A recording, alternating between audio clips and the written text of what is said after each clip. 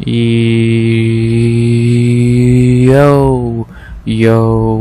RX back with another recap of UFC Denver, Namajunas versus Cortez. We back with another recap of a card that was okay, a lot better than it. I know how it looked on paper wasn't amazing, and it was about as good as it looked on paper. It was very mid. The fights that we thought would be good were good. The fights we thought would suck pretty much did suck, and it was a card. It was a fine night in Denver. It could have been a lot worse than it actually was, but it could have been a lot better. So I'm not upset. I expected a little bit worse of a card, if I'm being honest, but for what we got, a card that was not bad, had a couple nice KOs, a nice fight in there, a couple upsets, not bad, so, yeah, could have been worse, about is what I'll say. Very mid card, and I'll get back on this topic at the end of the video, but first we actually gotta recap the card. So, yeah, sorry for getting this out a little later in the day. I know I always say Sunday 1 PM, blah blah blah, but you know, shit happens. This was a late card. I was tired because the main event was boring, and shit happens. I will not be doing this again next week, and from now on, this videos will be coming out earlier on Sunday. I'm not gonna promise 1 PM, but earlier. I'm at least gonna record them after the card. I might not get them posted. I'm gonna record them at least. So, but yeah, enough rambling. Let's get right into this. Before I do, please like, comment, subscribe. 100 subs goal by the end of 2024. Thank you for getting the breakdown to almost 200 views. That was fucking badass. And unless I'm forgetting to say something, which I don't believe I am, let's recap some fights. 12 in total. No fights got canceled on weigh-in day, thankfully. And we got 12 we broke down 12, we got 12 to recap. Let's get right into it. We began the night in the welterweight division with the shortest notice fight booked. That's not English at all. As we begin the night in the welterweight division with two lightweights, funny enough, as we had Evan Elder versus Darrius Flowers. About what I expected, to be honest. Pretty much what I expected from this fight. It wasn't great, but for a fight that was booked 4 days before the card, it was not bad. In round one, Flowers was doing okay. But he definitely was not winning. In his mind, he was taunting and all that, the same shit you see Bobby Green do all the time, but when Bobby Green does it, he's actually fucking winning. So, Darrius was taunting, blah blah, and he lost round one. He gassed out and lost round one. Round two starts, he got a little bit of energy back, after getting kicked in the dick. He took about 2 minutes to, about 2 to 3 minutes to get some energy before, the fight continued. Not long after that, I don't think he got knocked down. I believe he got either taken down or he fell to the ground. I don't remember how exactly, but eventually he landed on the ground again. Elder got on top, got to top mount, locked in an arm triangle, and Darrius Flowers tapped out. Evan Elder gets the submission in a second, and no shocker. A little annoyed I didn't pick a finish for Evan. I definitely thought he could get a finish. My thing was, this fight was just booked for him as well, not just Darrius. So I was like, he might tire out a little more than usual. He'll win, might tire out a little more, but no. Evan looked good. Evan looked really good. Round one he dominated pretty much. Round two he looked great up until the finish. I'm a little annoyed I didn't pick a finish, but I think my reasoning does actually make a lot of sense in hindsight, and Evan just proved me wrong. Dude was ready. His cardio looked good. Cardio looked really good. Couldn't look as bad as Flowers, because goddamn, that dude's a fucking joke. But yeah, not very much else to say about the fight. Pretty much a one-sided fight. Like, Flowers had very few moments in the fight. Couple nice punches. That's about it. His main thing was just taunting, which he was losing, so he looked stupid. So yeah, he taunted his way into an arm triangle. Good job. But yeah, not very much else to say about the fight overall. To talk about the fighters involved. For Evan Elder, nice win. He had definitely a win he needed after being off for a year. Dude started off 0-2 in the UFC. He really should be 3-1 in the UFC if they didn't fuck him out in the Nazim fight. But 2-0, 2-fight win streak now, getting the finish that he wanted, and now he's looking good. He's really the guy we saw 2 years ago in his debuts. Definitely not the guy we're seeing anymore, because ever since then he's looked great. He looked great against Nazim, the best anyone has looked against Nazim. He looked great against Gennaro Valdez, not saying a lot, but still. And he looked great here against Darrius Flowers. So, kid's looking good. The kid's looking really good. Young, only what, 27, I believe. 27 years old, 2-fight winning streak now. Hopefully he can stay active. Hopefully he doesn't take another year off. And if he can get in there one more time before the end of the year, maybe get another nice win, be pretty good for him, man. Or maybe he can fucking get in there early next year. So he's not bad. He's not a bad fighter. I don't really get why he gets I like that the betting odds did respect him in this way, making him a -400 favorite. I know I said I didn't agree with those odds, but I do get them. I do understand them, and I don't think they were terrible odds. So, and he looked -400. So he was just a better fighter. His striking was better, his cardio was way better, his grappling was better, and he gets the submission, the second submission of his career, by the way. So good for Darrius, good for Evan, man. He's looking good. They've not updated this clearly because he just got a submission one. But yeah, good win for Evan Elder on short notice after a year break. See what this kid can fucking do if he can stay active. And to talk about his opponent, Darrius Flowers, he's not good. He's just not good. He's not a UFC level fighter. I still have no idea why Dana gave this guy a contract on Contender Series. Rewatch that Contender Series fight. All he does is slam the dude on the ground a little bit. He fucking takes his shoulder out, and he gets a contract for a barely 90 fight that wasn't even 90 seconds. So I'm not really sure why he got a contract off of that. He didn't show anything. He slammed the dude, he got hurt, and that was that. That's barely a win. I don't even look at that as a win. So I'm not really sure why this dude is even here. And ever since his fucking Contender Series fight, he's shown he should not have got a contract. He's shown nothing. He looked terrible against Jake Matthews. He looked terrible against Michael Johnson. He looked terrible against Evan Elder. So I think it's time to cut him.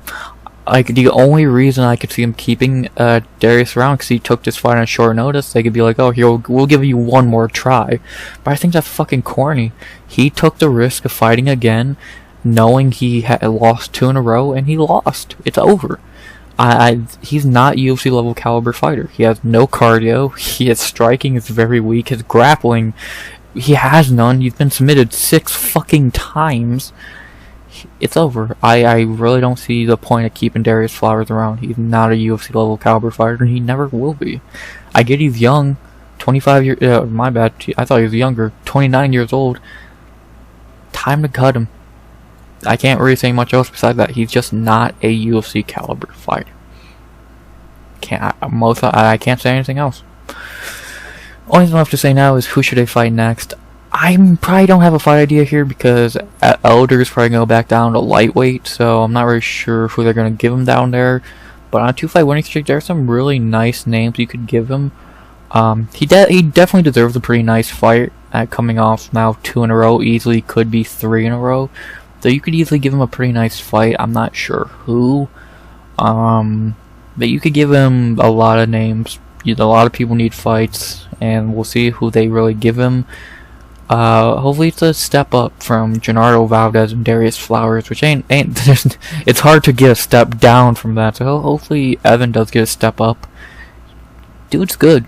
Evan has shown a lot in these last 2 fights, and he's shown he is UFC level. He didn't look it at first in the UFC, but his last 3 performances have been really solid. And for Darrius Flowers, obviously no fight idea, because I think he should get cut. He's not good. He's not good, and if you do give him another fight for whatever reason, he's going to lose. So just get rid of him now. Well, I don't see the point of wasting another fight on him. You're just gonna have him lose another fight, so just cut your losses and get rid of him. So, not really much else to say. Good fight to be tonight. Good way to start tonight with a finish, as always.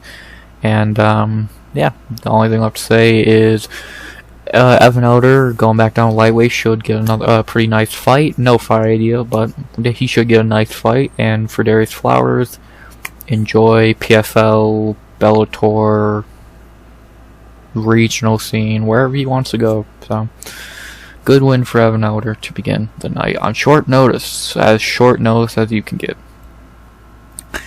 After that, we had to our second fight of the night, and I was gonna say the worst fight of the night, but I would actually be lying.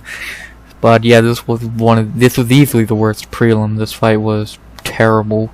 As in our second fight of the night, we head to middleweight for a boring snooze fest between Andre Petroski versus Josh Fremd. This fight was terrible. In the simplest way I could put it, this fight was god-awful, and are we shocked? We got 2 cans in here. I'm not expecting fucking Luana versus Whaley. So yeah, it was what a lot of people probably expect this fight to be. Petroski shot takedowns and held him down for 15 minutes. Fremd clearly trained, 0 ground game, and Petroski clearly did not want to fight. So it was as boring as it could be. Fremd's get-up game did not exist. He literally just laid there for 15 minutes. And yeah, these guys suck.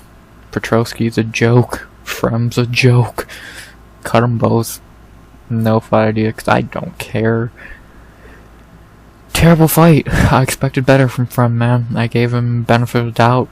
I hyped him up. That fluffy fight looks so weird now with how dog shit he looked here. But whatever, man. I tried to give him benefit of the doubt, and he fucking sucks. So yeah, terrible fight. 2 terrible fighters. Petroski's a bum who does not know how to actually fight, and Fremd has never trained ground game in his life. On to the next one. Speaking of no ground game, holy shit. As we head into our third fight of the night in the women's flyweight division, we had a very predictable fight and a very sad fight, if anything, but when you don't get better, that's what happens. As we had in our third fight of the night, Luana Santos versus Mariya Agapova. I think I'm finally saying it right, because I've said Agapova for years, but I think it's Agapova.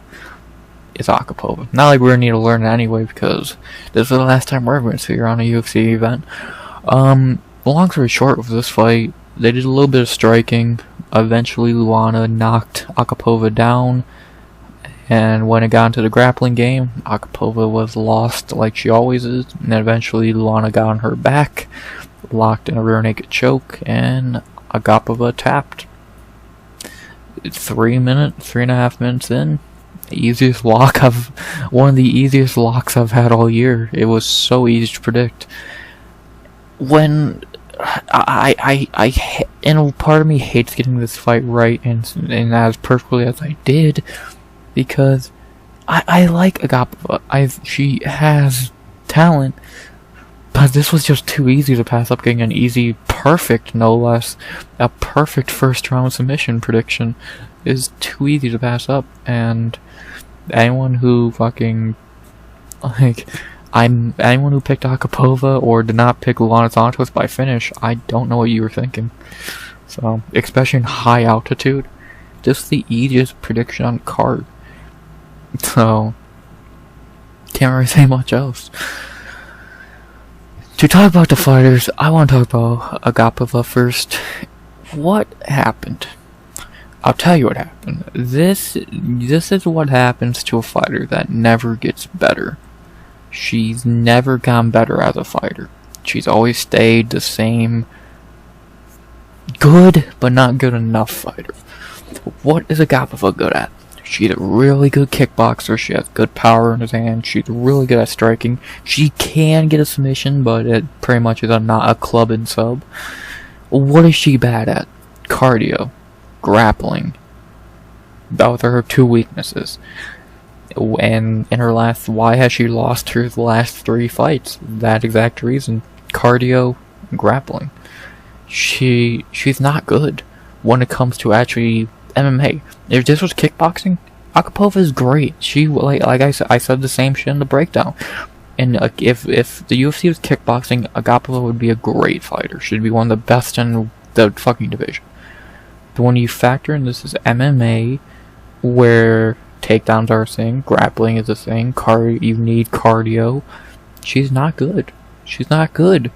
Like, it's sad, if anything, because she is a fighter with potential and talent. She's young. She's fucking 27, and she's just not good.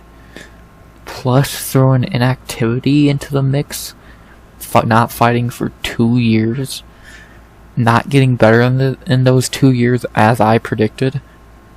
She's not good, and it's over. She wasted her last chance. I don't see why you give her another fight.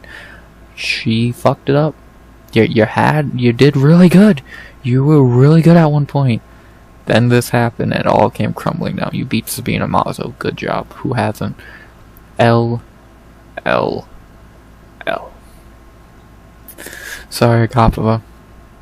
Hope PFL or Invicta pays you well, because I would be beyond amazed if you get another UFC fight. Your last win was in 2021.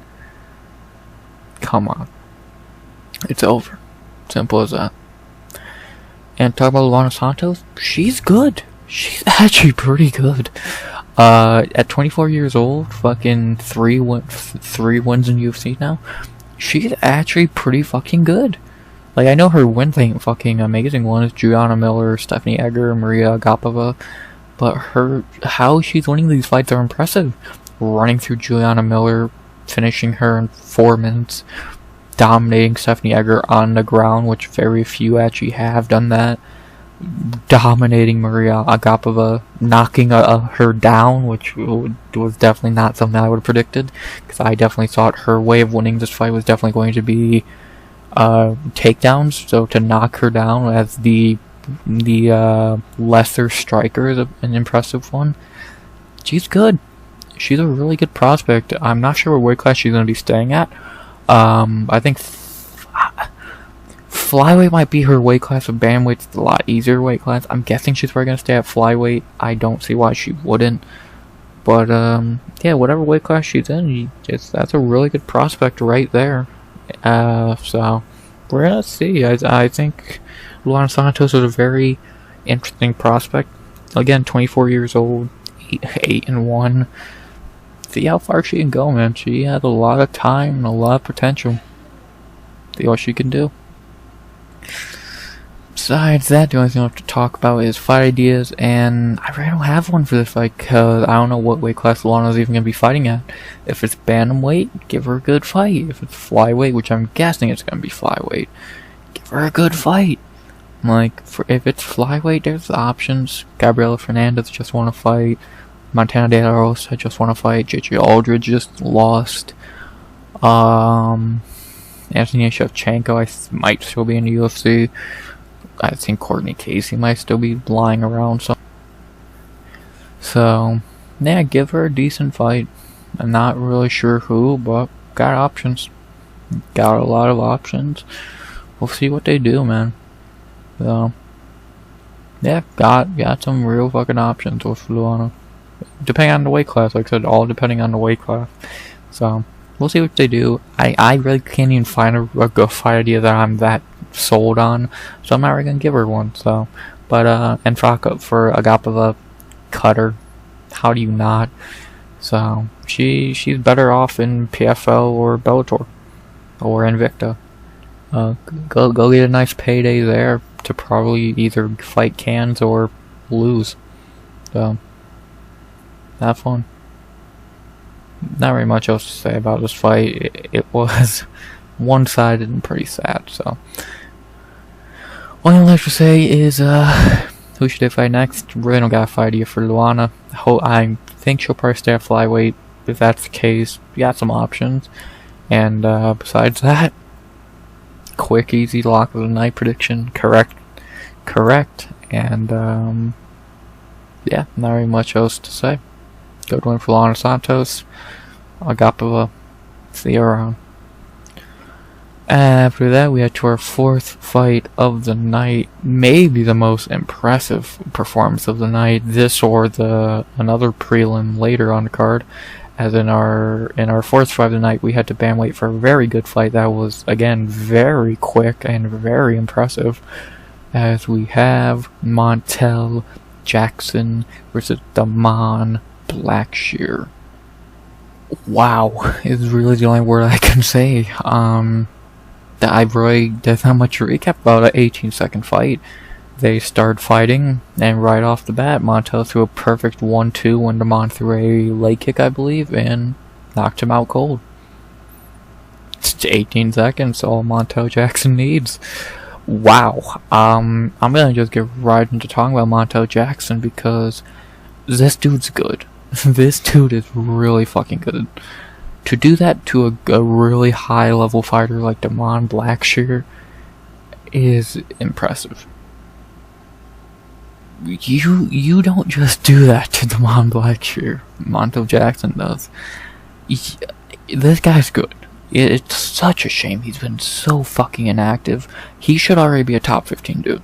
If he was a little more active, he already would be, but this is his time. If he didn't take an ounce of damage in this fight, he should be able to fight again this year. If he can just get a consistent fighting schedule, he can be one of those dudes at 135. He is really fucking good. 5-fight winning streak, just knocked out Damon Blackshear in 18 seconds. Get him back in there immediately against a ranked guy. There's a couple options. Just get him a fight. Get this man to stay active, because he is that good. We need to see how far this guy can go. He's tall for the weight class. He's lengthy. He uses reach well. He has really, really good power in his hands. Let's see how far this guy can actually go. Don't let him sit on his ass for a fucking year. Get him in there as soon as fucking possible. Montel Jackson is a problem. And to talk about Damon Blackshear, you really can't be upset. Like, you come back after a year break and get flatlined in 18 seconds. Could be, like, it's against a great fighter like fucking Montel Jackson, so it could have been worse. Damon just needs to fucking take a couple months off, fucking go back to the drawing board, get better, and come back. Hopefully we see him sooner than later, early next year, if not even again this year. Damon's still he's still a very good fighter. We've seen that in the past against how he did against Mario Bautista and some other fighters. He's good. He's a good fighter, and that makes this even more impressive for fucking Montel that he did this to Damon Blackshear, dude who most people think beat Mario Bautista. So can't really say much else, man. Good. Damon, just heal up, take some time off, and get back at it, bro. Simple as that. Still a very good fighter. I know the record looks pretty bad, 14-7, but that's definitely a record that doesn't show how good the fighter is. So just take some time off, heal up, and bounce back. Besides that, the only thing left to say is who should they fight next? For Montel Jackson, I have a couple ideas in mind, but I'll name the one I think is the best. I think he should fight Mr. Mario Bautista. Speak of the devil. Montel Jackson better be fighting someone ranked. There's three options: Munoz, Martinez, and Bautista. I'm gonna say Bautista's the best option. Martinez, I gave a fight idea for him 2 weeks after 303 against Vinicius Oliveira. If they don't want to do that, Montel and Martinez, great fight. Pedro Munoz is just sitting there for no reason, ranked for no reason. I think Montel should take that 15th ranking right now and then fight Bautista or Martinez. But if you don't do that, he could fight Pedro Munoz. So Martinez, Munoz, or Bautista, Jackson deserves any three of those guys. I'm gonna say Mariya Bautista. Why not? Why not? I think it's a really good fight. Both guys are on long winning streaks. 6 wins for Bautista, 5 for Jackson. Let's see it, man. I think it'd be a really good fight, and I'd be down to see it. So I don't know who wouldn't be hyped for that fight again, or even him against fucking Jonathan Martinez would be a bang. He would just run through Pedro Munoz. Who wouldn't? So yeah, let's see Bautista or Martinez versus Montel Jackson. Simple as that. And for the Blackshear, there's so many options from. He definitely deserves a step down in competition. Mariya Bautista and Montel Jackson are crazy back-to-back opponents. So just get him back in there a couple months against. You got fucking Mulam Gafarov, you got Altung Lee, Cody Stamen, Castaneda, Douglas Silva de Andrade. Bunch of really good fighters. Even if you want to give them a little bit easier fight than that, you got fucking Sergey Morozov, Oriuchi Lang, Brad Katona, Garrett Armfield, fucking a bunch of guys, Chad and Hellinger. So you got a lot of options for Damon. Just let him heal up a little bit and get back in there in a little bit easier of a fight, because again, his schedule been a little tough lately, so let's get him in there with a little bit lesser of an opponent that he should get back on track at, because again, Damon is a very good fighter, and that's what makes this performance so impressive by Montel. He didn't do this to fucking Ronnie Yaya or some fucking bum. He did this to Damon Blackshear, who's a guy who could easily be ranked. That's just how good bandweight is that these two, like, this should be a ranked fight, to be honest. It's insane that these two are unranked of how good they are. So yeah, let's just give Montel a little bit easier of a fight. But yeah, not really much else to say. Very impressive performance by Montel Jackson. And who should they fight next? I like Montel Jackson versus Mariya Bautista, and I like Damon Blackshear to just take some time off and heal up, relax. So yeah, Jackson and Bautista would be a great fight, great fucking co-main on a fight night, or even a fucking featured prelim on a pay-per-view. So I'm down to see that fight whenever, hopefully before the end of the year. And yeah, let's keep Montel Jackson active. We need to see this guy's potential get get achieved. So yeah, not very much else to say there. Great performance with Montel Jackson. Dude's a problem. After that, we head into our co-main of the prelims, our 5th fight of the night, as we head back to women's flyweight for a fight that was not bad. Not bad, especially for a debuting fighter versus a ranked fighter. Not bad, pretty competitive. As we had in our 5th fight of the night, Jasmine Jasudavicius versus Fatima Kline. Not much to say about this fight, because it kind of went, I think, as a lot of people expected, but I'll also talk about it a little bit. For pretty much 3 rounds, Jasudavicius got to the ground and did better, was better on the ground. Fatima put up a really good fight, had some good, Fatima was definitely better on the feet. And on the ground, she wasn't a slouch, but Jasudavicius was bigger, stronger, and just better on the ground, and we saw that. And it was a really good performance by Jasmine Jasudavicius against a debuting good fighter like Fatima. About what I feel like a lot of people expected was this fight. If Jasmine was going to win, it was just going to be takedowns and domination. That's what we got, a normal Jasmine Jasudavicius performance if she's on the winning side. Just takedowns and domination. So, and that's what we got. Simple as that. Yeah, not really much else to say about the fight. Clear 327 across the board. That's a really good performance by Jasmine, showing why she is in the top 15 and showing why people gotta put some respect on her name, man. She's not a bad fighter.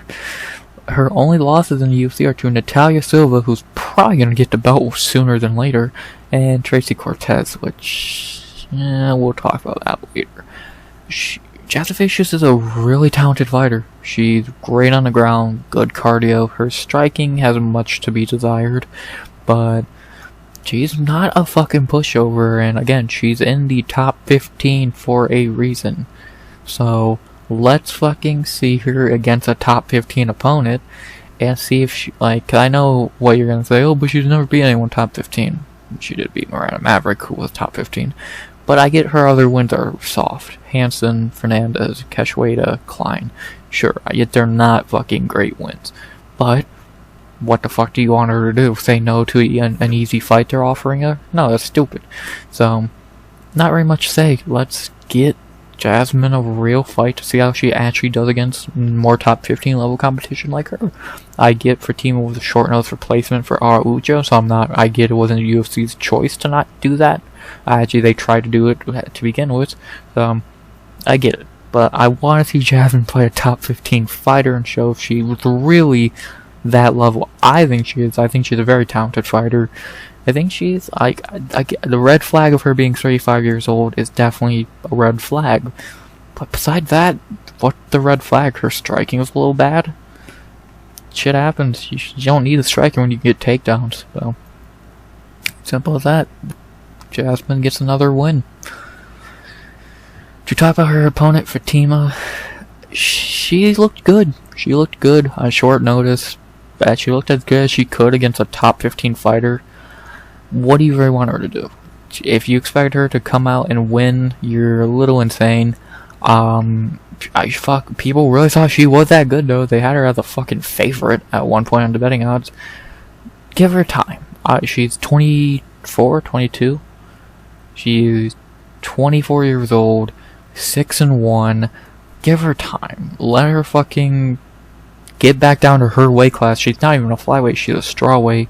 Let her get a full camp and let's see how she does. She's a very good fighter. From what I saw here, she put up a pretty good fight against Jasmine, and I'm really intrigued to see what she can do down at her weight class on a full camp.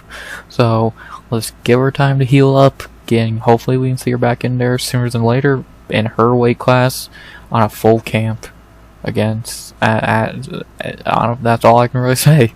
So I think we got an interesting prospect here. I'm excited to see. I'm actually excited to see how she does at 115 on a full camp, and we'll see if she really is that good, worth the hype. So we already didn't get to see that here. Short notice, up a weight class, etc. But let's see in her next fight how she does. Let's see how she does. Not very much else to say besides that. Besides, who should they fight next? For Jasmine, I'm going to say the obvious thing. Rebook her and Araujo. It makes the most sense. The only other fight I really could see is if you put her against Lipsky, De Silva. Besides that, Carini, no. You already fought Cortez. O'Neal's booked. Hebos, I don't think they do that fight. And then, I know she called out Earn Blanchfield. They're not going to do that. So let's rebook her and Araujo for probably later in the year. Jasmine did not take a lot of damage. Araujo, if her injury ain't that bad, then let's get this rebooked. Fucking November, December. Could be a cool fight night, main card fight. Could be cool pay-per-view prelims. Get it booked. I think Jasmine definitely deserves this fight. And I think she wins, to be honest. I think she's better than Araujo at this point in their careers, but we'll have to wait and see if the fight actually gets booked. So, let's get this rebooked, guys. And then for Fatima, whoever they give her at strawweight. Simple as that. Let's see what she can do down there. I'm excited to see that. Hopefully, again, sooner than later. She didn't really take a lot of damage here, so I would be shocked if we don't see her latest February next year. So, let's let her heal up, get back to the gym, start getting back on the weight cutting, so she can head back down to her weight class. So, yeah, not very much else to say. Good fight, good debut for Fatima, good performance by Jasmine, and let's see what happens in their next fights. These two are very, very talented fighters. So, yeah, not very much else to say. Besides, who should they fight next? Jasmine should get rebooked of Araujo. I think that makes a lot of sense. And Fatima, we'll see you at strawweight. Not very much else to say. Good fight. And now for our featured prelim, the upset of the night, I would say. I really can't believe they did this happen still. What a fucking upset, man. What an upset. As in our featured prelim, we had a banger. And when I say banger, I mean banger. As we had in our featured prelim, Energy Charles Johnson versus Joshua Van. Wow. I brought up fucking what was the most impressive performance on the card earlier with Montel. This might be the only thing that can top Montel, because this was impressive. This was crazy. What a fucking upset. Wow. In round 1, it was a normal Joshua Van fight. He lost round 1. I don't know what Dean Abita was watching. Van clearly lost round 1, but that's what he always does. He always takes round 1 off. In round 2, Joshua Van woke up, easily took round 2. I don't know what Crystal and Mark were watching.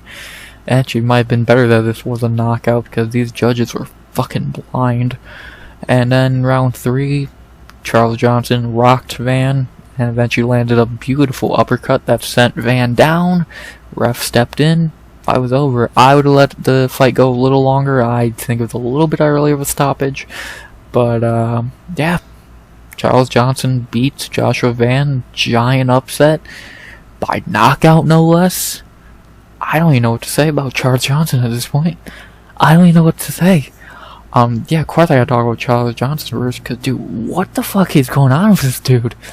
This is one of the most insane career turnarounds I've ever seen. Dude, a year ago, not even a year ago, fucking, what? Fucking a couple months ago, he's on the doorstep of getting cut, going into the Azat Maxim fight. We all thought he would lose and get cut. Nah, he fucking beats that. Okay. Then he heads to St. Louis and beats fucking Jake Hadley. Okay. Then he gets a short notice fight against Joshua Van, and he fucking knocks him out. What? Like, dude, this dude, something is just clicking in this dude at this point. Like, his first 6 UFC fights were weird. Mukayev, he looked okay, but he lost. Zumagulov, he lost. Jimmy Flick, he destroyed with Jimmy Flick. Ode, that was a very close fight. Durden and Esteban beat him. But man, ever since that Esteban fight, something has woke up in this dude, and he's just been kicking ass. Now on an insane 3-fight winning streak. This dude's good. He deserves to be in the top 15. Like, he's looking to be one of the best fucking fighters in the division. Almost. Like, almost looking to be one of the best. Fuck, he might be the best unranked guy in the division at this point. He's that good. He doesn't gas out. His striking's good. His ground game's good. This dude's just good. It's insane, man. I give this dude fucking props. I thought this dude was kind of a joke and was gonna get cut after that fight. He's shut me up every chance he's got ever since. He's just going out here and destroying these guys. Give him a ranking. Give him a ranking.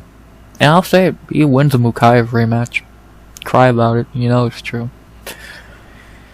To talk about his opponent, Joshua Van, not gonna say much. Heal up, kid.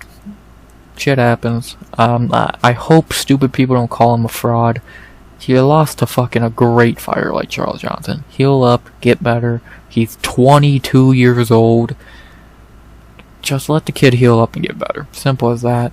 He's really good. He's young. He's young. He's gonna be one of those ones. You just gotta give him time. Give him time to become one of those guys. He's 22. Not everyone's gonna be Tetsuya Taira. No one's gonna be fucking 22, 23 getting a title shot. So give him time. He's not a fraud. He lost to the better fighter, and right now, simple as that. Only thing left to say is who should they fight next? For Charles Johnson, he better get a rankings fight, and I think the fight he should get is Tagir Ulanbekov. Not really sure who else you would find in the rankings. David Dvorak, waste of time. Cody Durden's booked. Matt Schnell is booked. Tim Elliott maybe. Nicolau maybe. I think Tagir is the perfect fight though. Like, it's either Tagir, Elliott, or Nicolau, and I don't think it's gonna be Nicolau. Tim Elliott could happen, but I doubt it. Let's go Tagir. I think that's definitely the fight to do.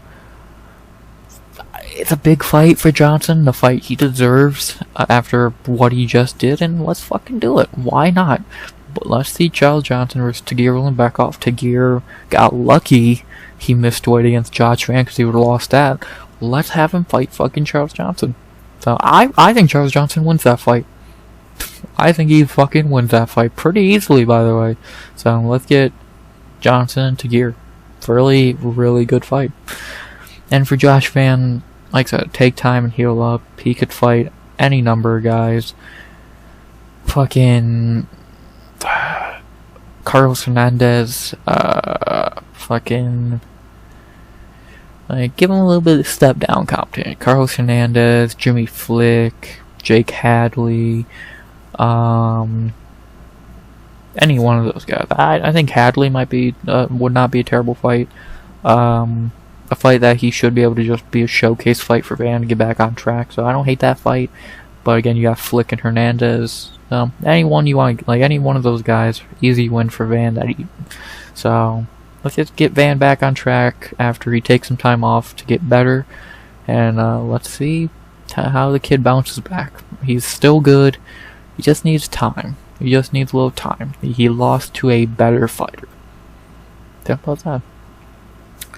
So, yeah, not very much else to say. Who should they fight next? I like Charles Johnson versus Tagir Ulanbekov, and I like Josh Van, I guess, against Jake Hadley. Johnson and Tagir. Johnson deserves it. Van and Hadley. Good fight for Hadley to get back on track. Not very much else to say. What a fucking upset, man. One of the biggest upsets of the year, I would say. Like, I was not expecting to see Joshua Van lose, let alone get knocked out by Charles Johnson. I'm gonna stop doubting him, man. I'm not downing Charles Johnson anymore. But yeah, those are the prelims. Pretty good prelims. Fucking outside of the Petroski fight, no bad fights. Elder was good. Luana Santos was good. Montel Jackson was great. Jasudavicius was good. Charles Johnson was insane. Good stuff. Good stuff. When you only had one dud in 6 fights, you can't really be too upset about it. So good performances by the prelim fighters, and they really made up for the card. They really showed up. Like, the main card pretty iffy, which I'll get to in a second, but like Montel, Charles, Luana, Elder, Jasmine, they really showed up and kind of made the card. So yeah, not really much else to say. Pretty good prelims, and was a nice way to head into the main card if the main card was good. Too bad it was iffy. So let's get right into it as we begin with the main card opener, which I'm not going to waste much time on. As our main card opener, we had Cody Bumdage versus Abdul Razak Alhassan. Not gonna say much. Cody Bumdage quit again. He got hit in the back of the head and he quit. Just cut this guy. Just cut him. He sucks. He's a quitter. He has no heart, and that's why he needs to get cut. The dude has no fucking heart. He's a complete quitter. Second time he's pulled this shit. He pulled this shit against Malkoun. He pulled it here against Abdul. Cut this guy. He's a joke of a fighter. Get rid of him. And for Abdul, I feel bad a little bit. He should have got a fucking win here. He finished Cody Bumdage, but Bumdage had to fucking take the bitch way out. So fuck him. Fuck Bumdage. Cut him. I'm like, you got away with this one time and it was bullshit against Malkoun. You can't get away with this shit twice. Get rid of Cody Bumdage. He's a quitter. After that, we head to our second fight of the main card in the featherweight division, a fight I loved. I'm so fucking happy this happened. And in our second fight of the night, we had Juicy J, Julian Erosa versus Christian Rodriguez. Oh, this was fucking amazing to see, especially after bum-ass Bumdage. This is what I wanted to see. Fucking C-Rod getting beat because he's a bum. Ah, amazing. Amazing. Not very much to say. For about 3.5, 4 minutes they were striking. Both landed really good shots. I'm actually amazed Erosa never went down, but C-Rod has no power. And eventually Erosa took C-Rod down, did a little bit of grappling. Right at the end of the round, Erosa got C-Rod in a guillotine, and Rodriguez tapped Julian Erosa with another gilly in round 1 to cause another upset. Good win, man. That's what you get, C-Rod, you bum-ass bitch. And I'll talk about C-Rod first. So this is what happens when you're not missing weight versus young guys or getting handed a win? Oh, sorry, buddy. You're a fucking scrub. Get the fuck out of here, you bum-ass bitch. To talk about Juicy J, this man is fucking insane. He makes no sense. He looked like he was on fucking the chopping block. He's about to get cut after his fucking Padilla fight. He's gonna lose to fucking Ramos and get cut. Nah. Now he's on a 2-fight winning streak, and one more win you could make a case for him being ranked again. What the fuck? This man will not die. You can knock him out 100 times. He's going to somehow find a way to come back. 34 years old, fighting at the best, looking the best he ever has. Gotta give this dude respect, man. Gotta give this dude respect. Simple as that. You gotta give him some fucking props. 34 years old and getting 2 back-to-back wins as an underdog. Dude still has some heart left in the tank. I don't know if his chin's still there. He did get hit a couple times, but we know C-Rod hits like a bitch. So let's see how far Erosa can go. It seems like he's finally really having a hot streak, and let's see how far the dude can go. So yeah, not very much else to say, man. Erosa still got some left in the tank at 34. It's about to be his birthday at the end of the month, so good for him. Only thing left to say now is who should they fight next for Juicy J. The best idea I could come up with is David Onam. I think that's a good fight. Both guys on 2-fight winning streaks. I think that's a logical fight to do. Erosa deserves a big fight. Onama deserves a big fight. Let's do it, man. Onama and Erosa would be a very, very fun fight. Someone's gonna probably get either knocked out or submitted. Let's do it. Besides that, the only other fights I really could see for Erosa are, I don't mind Sadiq Youssef, but I think he should fight Nate Landwehr. And I'm not really seeing much else besides that, so let's do Erosa and Onama. I think that's a good fight. Makes a lot of sense. Let's do it.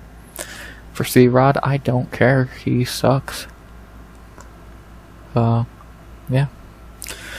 Not very much I'll say about this fight. I enjoyed it. C-Rod, you're a bitch. And who should they fight next? I like Julian Erosa versus David Onama. Makes a lot of sense. Would be a fun prelim on any pay-per-view. Would be a good main card fight night fight. Well, let's get that booked. Someone's gonna probably get finished, and it's gonna be a fun fight, so let's do it.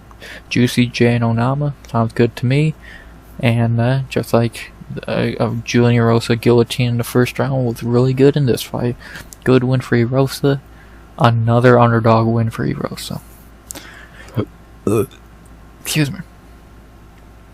After that, we go into our third fight of the main card. I'm not going to waste a lot of time on this fight because it was pretty predictable. And then our third fight of the main card, we had to welterweight for a fight between Gabriel Bonfim versus Ange Loosa. Not very much to say. For 15 minutes, Bonfim just picked Loosa apart on the feet. No shocker there. Yeah, pretty much what I predicted this fight to be. It's like, I'm not sure how people did not see this was gonna be a clear decision, because Loosa is not gonna get finished, and these two have shitty gas tanks. So yeah, this was just a decision waiting to happen. So yeah, and it was. Well, of course, Bonfim was gonna win if it went deep into the fight, and he did. So yeah, not very much to say. Pretty easy 30-27 for Bonfim. Not gonna say much about either fighter. Bonfim is still a fraud. He beat Ange Loosa. Good job. And Loosa is still a fucking quitter. And he's not a UFC level fighter. He's a punching bag, not a fighter. He's not good. Never has been. He never will be. So you're lucky you're not on a chopping block. I don't think the UFC's gonna cut you yet.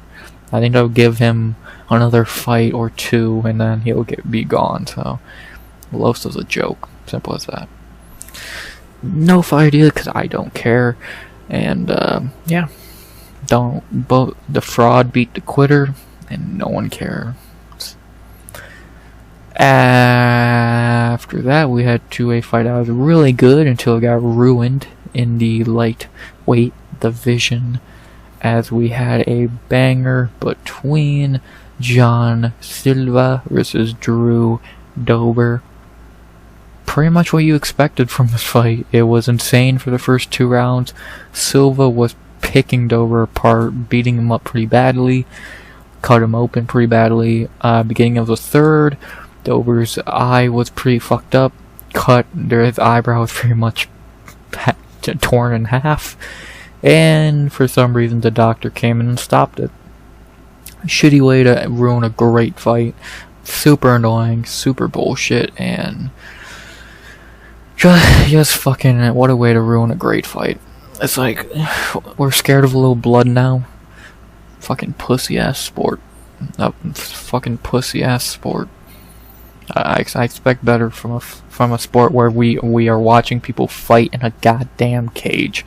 That we're scared of a little blood. Ooh, that blood makes every fight better. Pussies, fucking man up and let them fight. What a terrible way what a bitch ass way to ruin a great fight. Yes, they shaking my fucking head. We should have got a knockout. After that, we had to our main event of the evening, a fun fight between some very old men, as we head to welterweight for a fight between Muslim Salikhov versus Santiago Ponzinibbio. Man, this fight was weird. I was not expecting the fight to go this way at all. Muslim Salikhov turning back the clock, looking great. In round 1 and 2, he kind of picked Ponzinibbio apart on the feet, landing a lot of his spinning kicks, doing a really great job landing with those. Hurt Ponzinibbio bad in the second round with one of them. Clearly up 2-0 going into the third. And yeah, he did slow down late. He did slow down the third. Ponzinibbio did clearly win the third. And but unless he got a finish, it was too little too late, and Muslim Salikhov did walk away for split decision. I think it was a clear 29-28 Salikhov. It was a little close. I could see giving it to Ponzinibbio round 1 and 3. Giving him round 2 is fucking stupid. But yeah, I think they got it right. I'm happy they didn't screw Salikhov, because he did deserve this fight. He did get to win. And yeah, he turned back the clock and looked pretty fucking good. The best he has since the Philho fight 2 years ago. So good performance by Salikhov. I was very impressed. Very, very impressed. The main guy I want to talk about here is Ponzinibbio. It's over. It's just over for him. He had his run, but injuries got him, man. Injuries just took down Ponzinibbio. His fucking pre-injury UFC run, we see right here, he was fucking great. He was one of the best welterweights in the division. Fucking Gunnar Nelson, Mike Perry, Neil Magny. Those are some great fucking wins. But then injuries hit him, and he was out. Comes back, and he's a shell of himself. 2-5 since his return. It's over. I'm sorry, Ponzi. I'm a fan of Ponzi. I don't know who ain't. I was happy he got a fight like this because it's a fight he should win. And he looked terrible. He just really had nothing for Salikhov, and he just got kind of destroyed in a fight that fucking in his prime, prime versus prime, Ponzinibbio would run through Salikhov. But he's not in his prime anymore, man. He's 37 years old, almost gonna be 38 in 2 months.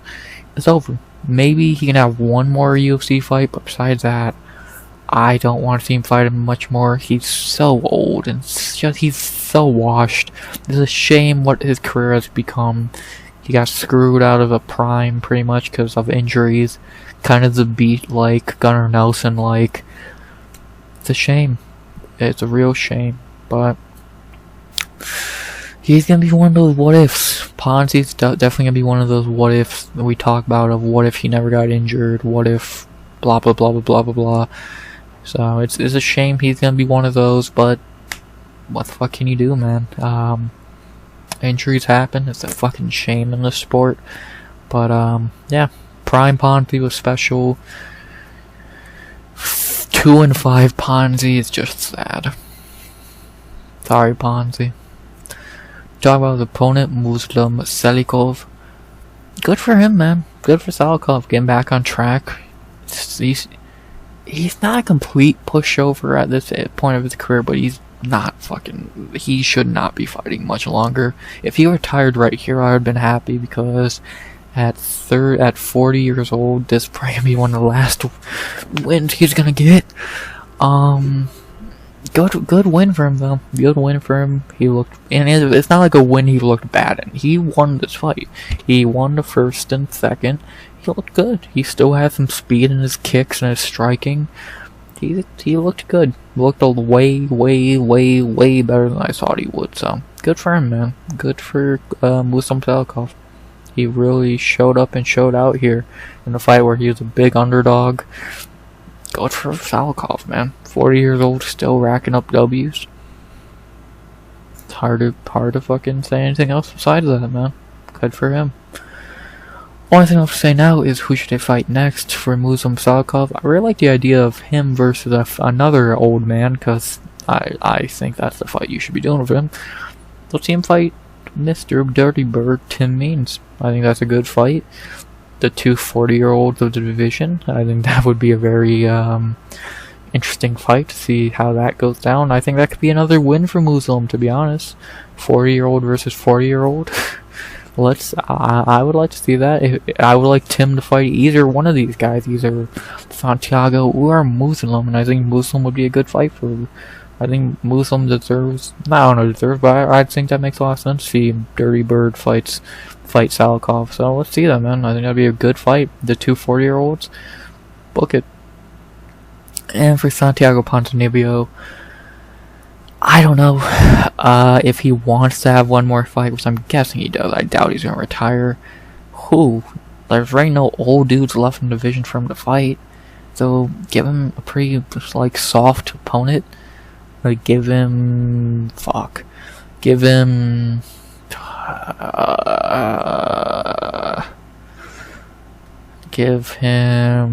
Matthew Summersberger, Phil Rowe, Nico Price. Ooh, that's not bad, to be honest. Fucking have him rematch Gunnar Nelson. I think that'd be badass. Him and Gunnar Nelson be a badass fucking rematch, man. I would love to see that. I would love to see that rematch. So, any one of those fights, if he wants to have a retirement, Nicholas Dalby would be good. If Ponzi wants to have a retirement fight, any one of those fights would be good. But I don't want to see him fight more than one more time. It's time to hang him up, Ponzi. It's even time for Muslim to hang him up. So, but we're probably going to see him fight one more time. Yeah, so let's see who they give him. So, yeah, not much else to say. Besides, who should they fight next? Like I said, I like Muslim Salikhov versus Tim Means. I like Santiago Ponzinibbio versus Gunnar Nelson. Rematch would be pretty cool, man. Pretty cool. So, Salikhov and Means, why not? Ponzinibbio and Gunnar Nelson. Let's see the two dudes riddled by injuries run it back one more time. So, Not really much else to say. Good one for Salikhov, man. He's the ultimate old man. Good for him. And now for our lame event of the evening. Not gonna say much here because this fight was pretty pathetic. It was as boring as you know it would be, and what a lot of people expected this fight to be. As in our main event, we had Thug Rose Namajunas versus Tracy Cortez. For 25 minutes, Rose beat the shit out of Cortez. It was not worth watching. Outside of the knockdown in round 1, you didn't miss anything. It was a completely boring fight. I don't know what to judge it. It was a clear 50-45 Namajunas. Like, I'm okay. I get judges. I get it. You fell asleep after round 3 or 4. I get it. I almost did as well. But yeah, Rose won this fight 50-45. I don't get the fucking pity of giving Cortez a round or 2. So, Namajunas domination from bell to bell, and just showing Cortez is a fraud. So, I'll talk about Tracy first because, yep, she got fraud checked. She is just another Paige VanZant. Actually, there's an article right up here. If I can get this to refresh. I guess I can't, but Tracy Cortez reacts, I gave it my all. So your all is looking like you're fucking lost for 15 minutes or 25 minutes. Yeah, Cortez was a joke. She's a terrible fighter. Like, she looked lost for 25 minutes. She's just another Paige VanZant. Is that a fucking shit way to put it? Is that like a rude way to put it? Probably. I don't give a fuck. She's not good. She's a joke. She's a complete joke of a fighter. We know why she got here, and she's just like fucking, I could go down a long list of fighters. She's like Paige VanZant 8.0. She's terrible. She's a joke. She can't strike. Her ground game sucks. She's a joke. Go back to posting pics on Instagram. It's the only thing you're good at. Go find your fucking eyelash you wore into the fight for no reason, you fucking moron. She's a joke. Simple as that. And then for Rose, she's as old as boring as always. The only thing I care about is if they don't jump fucking Manon and give Rose a title shot for no reason. Manon earned it. Rose has really done nothing besides beat bad fighters, so Rose needs one more win before you can even talk about her getting a title shot. So we'll see if the UFC agrees with me. So yeah, only thing I have to say about this boring main event is who should they fight next. Pretty simple for Rose. Rebook her and Barber. It's either her and Barber or her and Earn Blanchfield. I say, why, if Barber was down to take it the first time, let's get this rebooked. I think Barber wins this pretty easily. I think she's a better fighter, and unlike Cortez, she's not a fucking can. So let's see Rose fight fucking Macy Barber. We get this rebooked, like I said, or Rose could fight Earn Blanchfield. Besides that, don't give her a title shot. Don't have her fucking fight Manon. I don't know why they would do that rematch. Her and Barber, or her and Earn. Simple as that. For Tracy Cortez, who gives a fuck? Because she's a terrible fighter. Go back to boring fights no one remembers on the prelims. So, yeah, not very much else to say. Boring main event, as we knew it would be. I predicted to a goddamn T this would be a boring 25-minute decision, and what was it? A boring 25-minute decision. And, yeah, pretty much a waste of time after round 1. So, not very much else to say. Terrible fight between a terrible fighter and a boring fighter. And the only thing left to say is who should they fight next. For Rose, I say rebook her and Barber. Makes the most sense. If not, her and Earn Blanchfield would work just fine. Either way, Rose loses, so I'm perfectly okay with that. And for Cortez, go back to fucking Instagram. The only place you're actually good. So, even then, I think people kind of push it. But whatever. Rose, Barber, book it, not as a fucking main event. And, yeah, not really much else to say. Boom. That was a card. To go over how I did on picks, I went 6 of 12, 3 perfect, 400. I'm not mad about pretty much 6 right and 6 wrong. The ones I got wrong, Cortez was biased, Ponzinibbio looked like shit, Dober was biased, Bumdage is a quitter, Van got clipped, and Fremd is a joke. The ones I called a couple nice picks. Santos I called perfectly. Fucking Erosa, Bonfim by decision was good. So yeah, 6 and 6, 500 night of picks. Can't be upset. The bonuses were 5 the night, Dober and Silva. Performance bonuses to Johnson and Johnson and Jackson. I'm not sure who else you'd give a bonus to. Erosa maybe. But yeah, I'm not. Yeah, I'd say the bonuses are pretty much spot on. So good stuff there, UFC. And the only thing left to say is, if you missed a card, what would I say you should rewatch? I'd say the prelims in general outside Petroski. Like, you could skip Jasmine if you want, but I'd watch the other 4. Elder, Santos, Jackson, and Johnson were good. Especially Johnson and Jackson. Definitely watch those. And then for the main card, Erosa, Silva, and maybe Salikhov if you want. You can easily stop at Silva. So what I would advise, my main suggestions would be Elder, Santos, Jackson, Jasudavicius, Johnson, a lot of J's, Erosa, and Silva. You can pretty much skip everything else. This was boring. This was okay. Boring. Quitter. And boring. So, yeah. So, a lot more than I expect to fucking recommend, so not bad. But yeah, that's pretty much all I gotta say about UFC Denver. It was a card. Was it great? No. Was it bad? I wouldn't say so. I think heavily carried by the prelims and Silva and Erosa. Besides that, I do think it was a pretty weak card. The main event sucked. The main card was actually was more bad than good. And yeah, not really much else to say.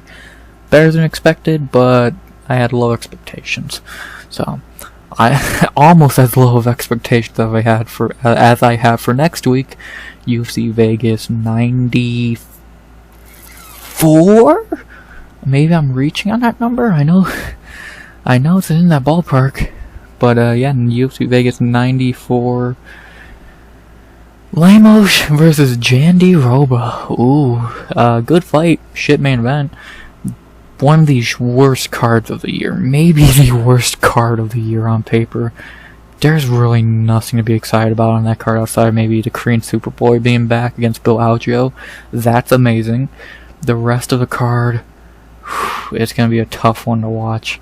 But you'll hear me break down that garbage Friday 1 p.m. EST, and I'll be recapping it Sunday early in the day because I'm going to record it that night. I'm not going to be lazy anymore. I want to get these out earlier and not record them on Sunday during the day. So, yeah, that's pretty much the last things I got to say about UFC Denver and what I got to say about next week. So, unless I'm going to say something, which I don't think I am, I'll say I hope you enjoyed the video. Please like, comment, subscribe. 100 subs goal by the end of 2024.